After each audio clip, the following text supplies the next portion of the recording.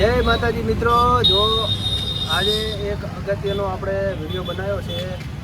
જે આપણા મિત્ર છે જે ડીસા રહે છે અને એ 4 ધામની યાત્રા કરીને આપણી મુલાકાત લેવા આવ્યા છે. એમની સાથે બહુ મોટી વાતચીત કરશું અને બહુ એમના અભિપ્રાય જાણશે કે આપણે પણ કોઈ ઉત્તરાખંડ કે 4 ધામની તીર્થ યાત્રા કરવા જઈએ તો આપણે પણ એવું થાય ને આપણે પણ થોડી ઘણી માહિતી મળે એના માટે હા ભાઈ સાથે મુલાકાત કરશે. જેમ કે મને બીસીએલ ભેગા થવા બાબર આવ્યા છે. પોતે ડીસાના વતની અને રૂની ગામના ભણેજ છે. અવર જવર તો ઘણા આવતા રહે છે પણ આજે સ્પેશિયલ મુલાકાત કરવા આવ્યા છે. અહીંયા કે પ્રસાદી મળે છે, જે વસ્તુ મળશે બધું તમને દેખાડશે. ભણાભાઈ આ આપણો મિત્ર છે. જો ફેર ઉત્તરાખંડ ફરીને આવ્યો છે અને સ્પેશિયલ આપણે ભેગો થવા અહીંયા કને બાબર ગામમાં આવ્યો છે અને આપણી મુલાકાત લીધી છે. બહુ સારો માણસ છે. એમના મામાને ત્યાં ધીમા દર્શન કરી અને અત્યારે આવ્યા છે. જે ઉત્તરાખંડની અંદર જે વસ્તુ હશે ને એ તમને બધું અમે જણાવીશું અને મોજ કરાવીશું. હા ભાઈ કેવું છે અહીંયા? બેસ્ટ લોકેશન છે તમારે ફોટા માટે, વિડીયો માટે અને દર્શન માટે. એમ તમે જઈ શકો ને ત્યાંનું નેચર પણ સારું છે. એમ અને દર્શન આમ સરસ રીતે થઈ જાય છે કે કોઈ તકલીફ પડે? થોડું તકલીફ લેવી પડે અને દર્શન થઈ જાય. અને આમ ખાવા પીવામાં કોઈ તકલીફ અહીંથી માણસ બહારથી જાય, ધારો કે રાજસ્થાનથી જાય, ગુજરાતથી જાય તો એમને કેવી તકલીફ પડે? ખાવાનું થોડું અફોર્ડ છે પણ એમ કે આપણે જાતે બનાવીએ તો સારું લાગે. એવું એમ ને? તો થોડું આપણે ધારો કે કોઈ બી વસ્તુ થોડી ઘણી તકલીફ તો પડે જ. એ તો આપણે દર્શન કરવા જઈએ એમ ને થોડી ઘણી તકલીફ પડે પણ એમ કે મજા તો આવે ને? હા, મજા ફૂલ આવે એમ.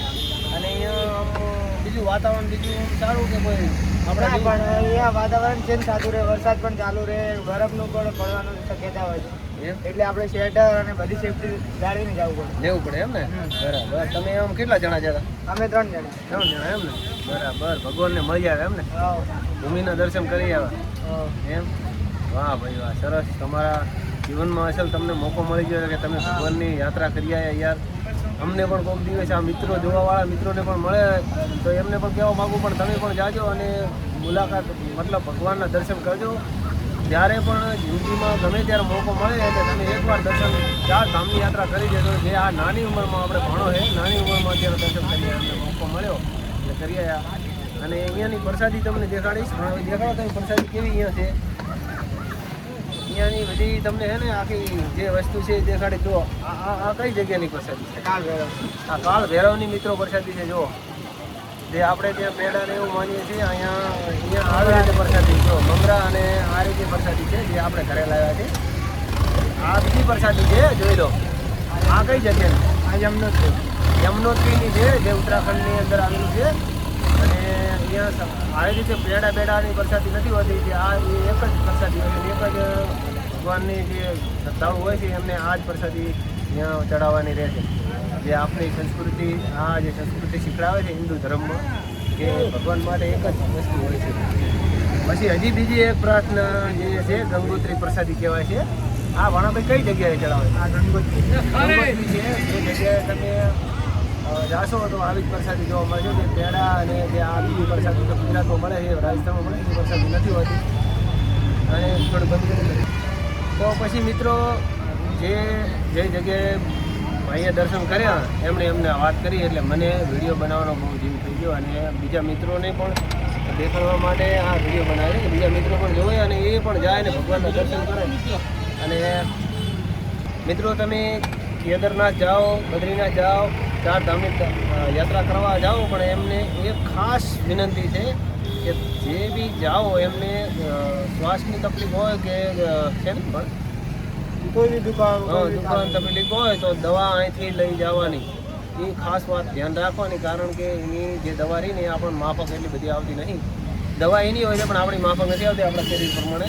એટલે કોઈ બી દવા તાવની નહીં તો ખાસ લઈ જવાની. કારણ કે વાતાવરણ ચેન્જ થાય ને એટલે તમને તકલીફ પડે. પછી આપણે ભાણાભાઈ બધી જગ્યાએ દર્શન કરી આવ્યા. એમની પ્રસાદી તમને વિશે જણાવતા હતા. ભાણાભાઈ પ્રસાદી બીજી દેખાડો ને. જો એક આ બીજી પ્રસાદી છે. આ જો મિત્રો આ કેદારનાથની પ્રસાદી છે. જો ત્યાં આવી પેક પ્રસાદી મળે છે. પ્રસાદીમાં બહુ એક જ જો પેકિંગ જ આવે છે. આપણી જેમ ખુલ્લે એમ નહીં વેચતા. એટલે ત્યાં જે બને છે ને અહીંયા જ પ્રસાદી છે. જોઈ લો એક બધી પ્રસાદી અંદર એકમાં જ આવેલી છે. આ કેદારનાથની આપણે જોઈ લીધી પ્રસાદી. ભાણોભાઈ બધા મિત્રો માટે લગભગ એક થેલો ભરીને પ્રસાદી લાવ્યા છે. મને પણ 4 પેકેટ આપ્યા. મારા માટે સ્પેશિયલ 4 પેકેટ આવવા માટે તે કહે બાબર ભાઈએ તકો ખાધો છે. આવા મિત્ર કલેજા છે જુઓ તમે દુનિયામાં. અને અત્યારે જે મિત્રોને જાવું હોય એમના માટે ખૂબ જણાવવાનું થાય કે તમારે જો ઓઢવા માટે અને પહેરવા માટે સ્વેટર અને આવી જે ગરમી પડે ત્યાં ગરમી નથી હોતી, અહીંયા એકદમ ઠંડો વિસ્તાર છે ઉત્તરાખંડ. અને ભગવાનના દર્શન બહુ સારી રીતે થાય છે. ઘણા મિત્રો જાય છે, પણ આપણા જે પરિવારના મિત્રો જોવાવાળા હોય એમને જણાવવા માટે આ બધી વસ્તુ મારે કહેવી પડે છે. ભાણાભાઈ જોડે બહુ શીખવા મળે છે. આપણે બહુ શીખવાનું છે. માં તમે આ શૂટિંગ ચાલુ છે ઓલી બાજુ કેરી લો 50ની. તમે અહીંયા રહ્યા ક્યાં ભાણાભાઈ? અહીંયા કાન સુવિધા હોટલની પણ છે, રૂમની પણ છે અને આશ્રમ પણ છે. બરાબર. ત્યાં તમે આશ્રમમાં ફ્રીમાં રહી શકો છો અને રૂમમાં 1000 રૂપિયા 1500 રૂપિયા જેવું ભાડું લાગે. બરાબર. એટલે 3 જણા હોય તો મેક્સિમમ 500 રૂપિયા આવે. તો એ તો કાંઈ ના કહેવાય. રાતભરની સુવિધા માટે કાંઈ ના કહેવાય. એટલે બીજી વસ્તુ એ કહેતો હતો કે ફેમિલી હંગાત જે મિત્રો જાય છે એમને કોઈ બીજી કોઈ તકલીફ લુખા તત્વો કે એવી કોઈ તકલીફ નથી અહીંયા કોઈ પણ તકલીફ નહીં પડતી. ત્યાંની પોલીસ પણ સારી છે. એમ ને? બરાબર. મેન વસ્તુ શું તો પોલીસ પ્રોટેક્શન સારું હોય એટલે આપણે ફેમિલી હંગાત બાળ બચ્ચા હંગાત જઈ શકીએ. એટલે આપણે એ જ કહેવાનું હતું મિત્રો, જાજો અને મોજથી તમે જે ઉત્તરાખંડમાં દર્શન કરી આવજો. ભગવાન શિવના જે પાર્વતી માતાના અને લગ્ન થયા હતા એ જગ્યાએ ભાણાભાઈ જઈને આવ્યા છે. તમને આગળ ફોટા પણ હું આમાં જણાય છે અને તમને દેખાડી. એટલે બધા જાજો.